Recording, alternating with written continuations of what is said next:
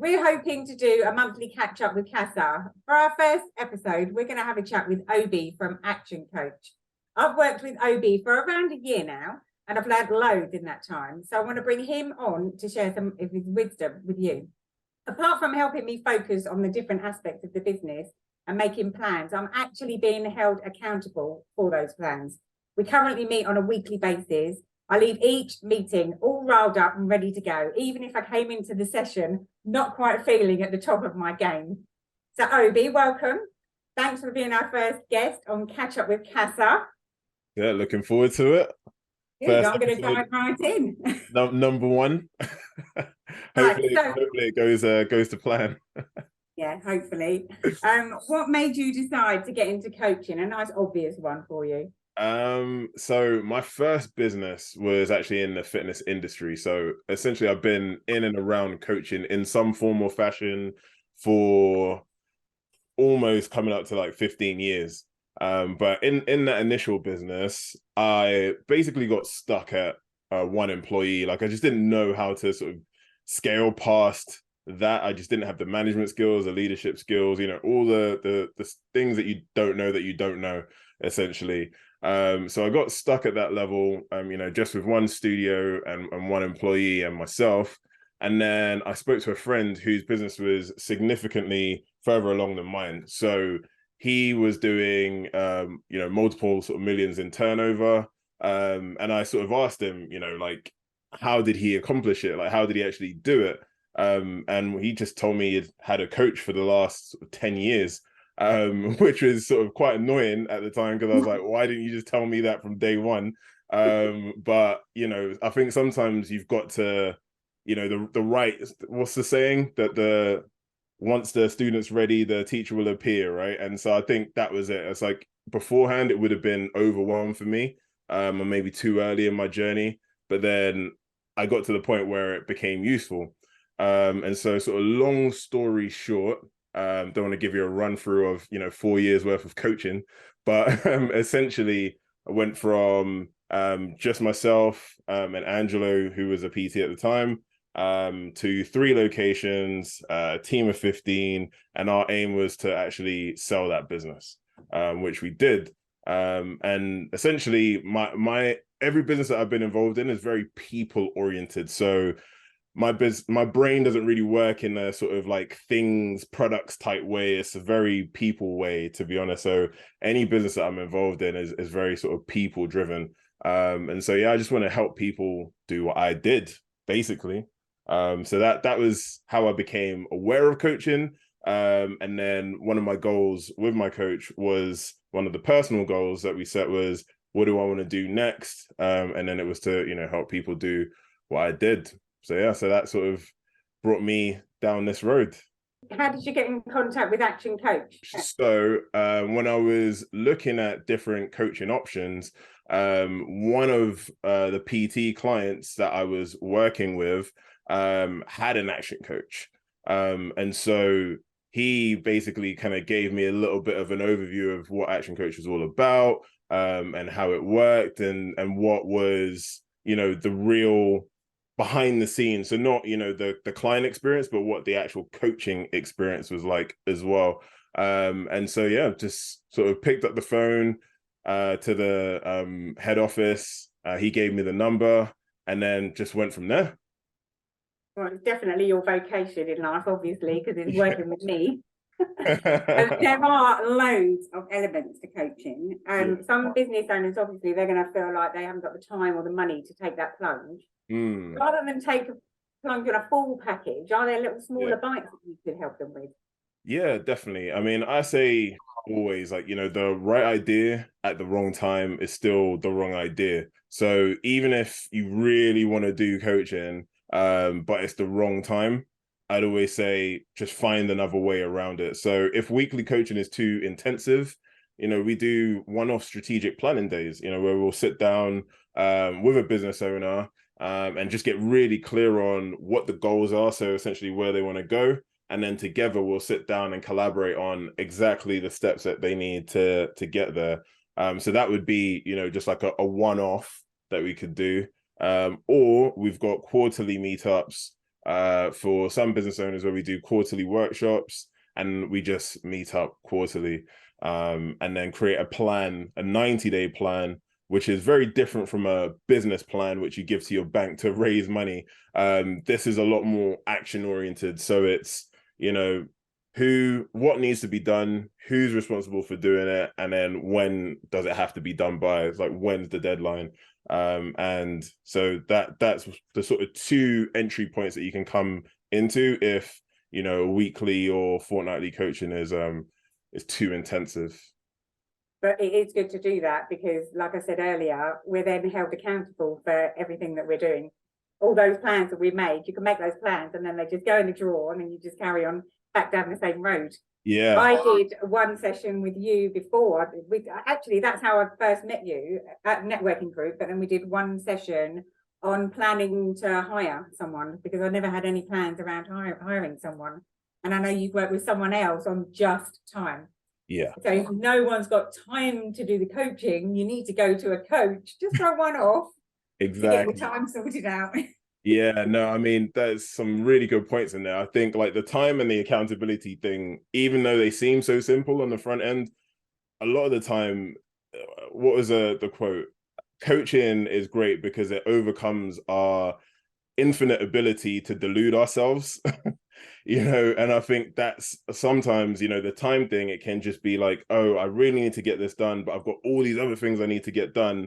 But then it's just like, I'm going to forego all the important stuff and just focus on the busy stuff. And sometimes it could even just be a simple case of, there's the important thing I need to do, but because it makes me a little bit uncomfortable or it's not in my wheelhouse or in my skill set, I'm going to avoid doing that, just kind of put it off to the side and then focus on the things that I'm really comfortable in doing, And so with coaching, somebody external from the business can come and look at you as an individual and as a business and say, okay, well, this might not be your skill set, but that's fine. Let's find somebody else who that is their skill set. Let's bring them into the business potentially, and let them do that work.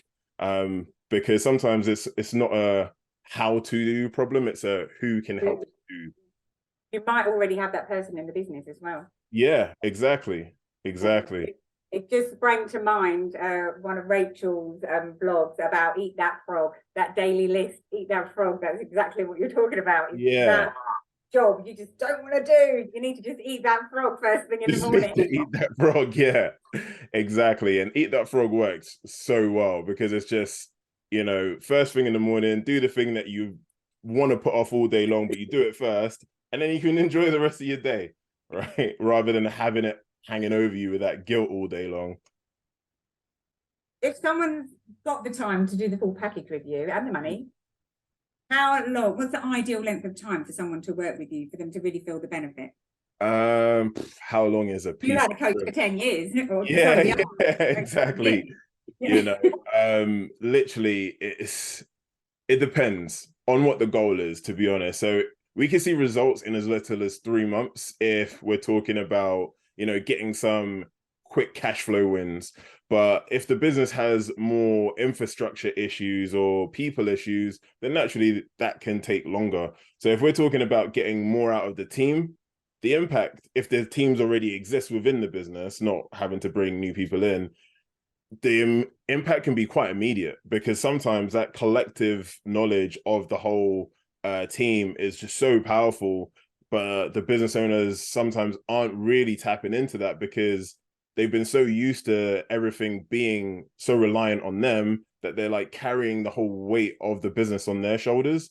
But actually, if they just, put the ownership out onto the team and let the team take a bit more responsibility, we'll find that there's so many good ideas just within the business already. And the impact can be so immediate. So like an example of that would be like a plumbing business that I work with. We found, a really good sort of admin guy who has a financial background, which obviously in a plumbing business is super valuable. And then he started, and then we started really dialing in and looking at the numbers on a consistent basis. So now we look at the numbers every single week, how many leads we're generating, what's our conversion rate. what's the repeat business rate, those sorts of things. And then instantly that business is doing like 35% more turnover and profit than they were doing the 12 months prior, so year on year. So the impact of that was within the first like 4 months. And it's just can be very immediate. It's just so dependent on the business owners. Yeah. Like me. Actually doing their homework. Yeah, well, doing the work is obviously a non-negotiable, right? No, I know, but that's why you need to be held accountable for it. Yeah. So if anyone was actually thinking about moving into coaching, but just wasn't quite sure whether they should, what would you say to them to try? I mean, when I was looking for a coach, I didn't know where to start, so I just asked a friend that was using one, and then asked what benefits he got from it, and then I really enjoyed hearing what he had to say, and I was like, yeah, I could do with that. I could do with that. I didn't even know I needed that, but that sounds like a good idea. And so then I was just like, okay, cool. I just want to experience the same thing. But then I guess I'll put the question to you. What would you say to that person, Sam, if they said they wanted a coach, but they weren't quite sure? I would say, I mean, I started with you with just one session. I was just looking at one job because I wasn't quite ready to take the plunge. And just working with you on that one project. And I know you do the little taster sessions for people as well. Have a chat with you, or just if there's one problem you've got, time is always a problem. It's a problem for everyone, not being able to get on top of their emails. Yeah. Just have that one session with you.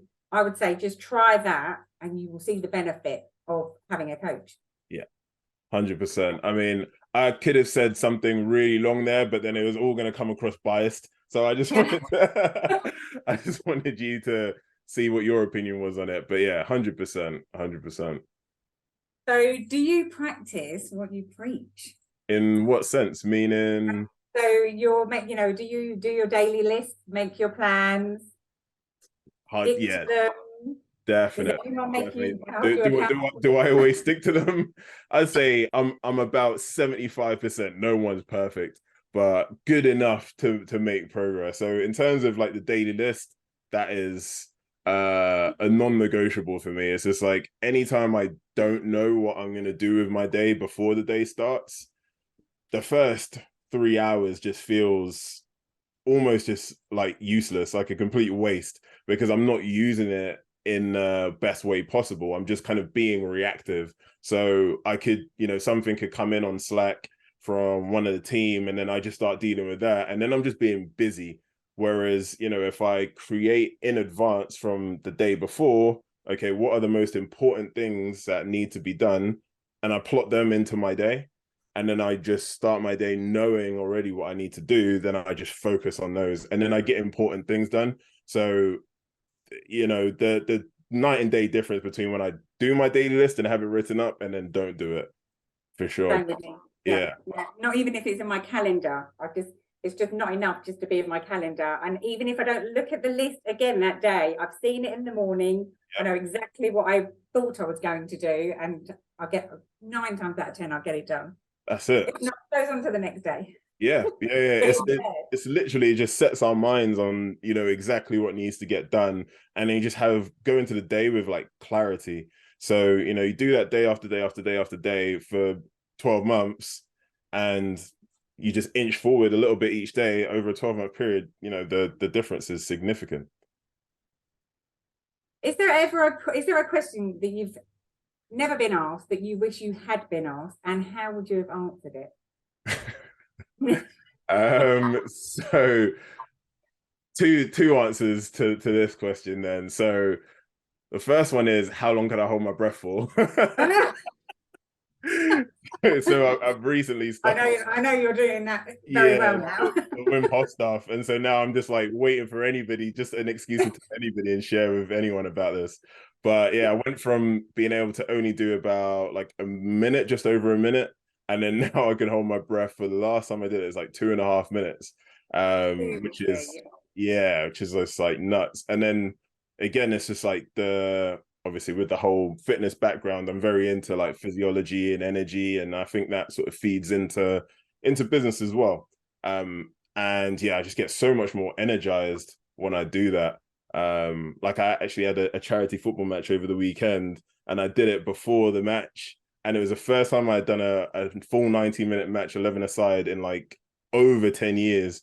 But I was just like going up and down the whole time, and that would have been impossible. You could breathe all right, but it's your legs, they were the Yeah, problem. yeah, exactly. I can breathe fine, but yeah, my legs are definitely suffering for it now. So I'm going to sit down as soon as we're done. So let's end with your top 3 tips. Oh, so another question that I had in answer to your last question is, oh right, go on, sorry. What's more important, mindset or skill set?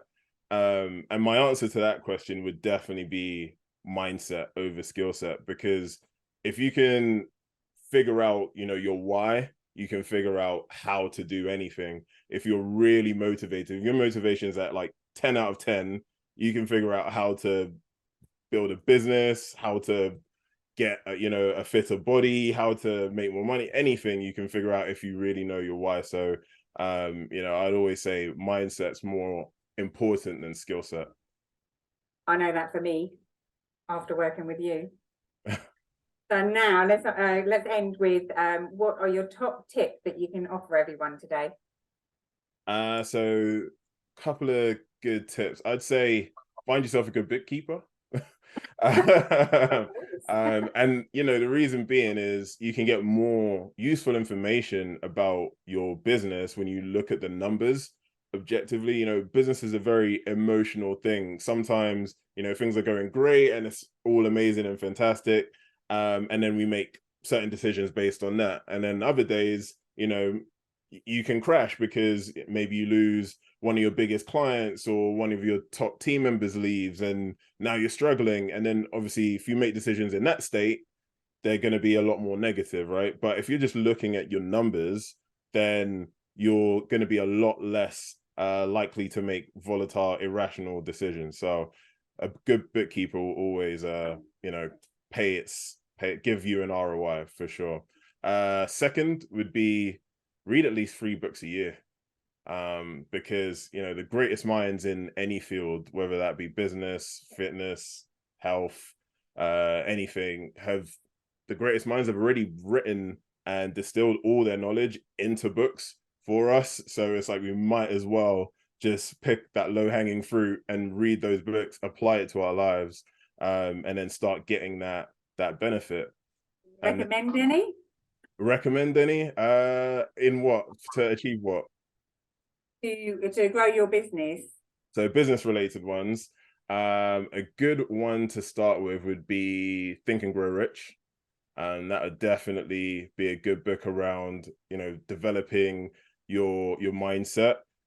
What would be another one? So the One-Page Marketing Plan by Alan Dibbs is a good one in terms of learning how to, attract leads and generate inquiries into your business. And then if you've got a team in place, The 5 Dysfunctions of Team by Patrick Lencioni. That's a really good book, written in a fable format, around just how to actually get the most from your team. And he's got a really great model that has, trust at the base of the pyramid, and essentially businesses and teams just in any form work best when there's a real strong foundation of trust. We'll put all of those at the end. What's that? We'll put all of those on a link for everyone. Yeah. Good shout. And then so the third tip would be set aside some time each month to actually think about your business. So not do anything related to your business, but just like sit down, pen, pad, and just ask yourself questions about your business in a positive frame. So instead of asking, why is this happening to me? Or why is this happening to us? Ask yourself, what can we do to achieve this? Like, where could we be in 5 years? What could I do to achieve this? And just really start, thinking and letting that flow, getting those actions down on paper, and then going for it. Brilliant. Thanks. So thanks, Obi, for being our first guest on our Catch Up with CASA. And I look forward to seeing you next Wednesday for our next session. There we go. Looking forward to it. Thanks, Sam. Thanks for having me. And I'll see Okay. you on the next one. Bye. Bye.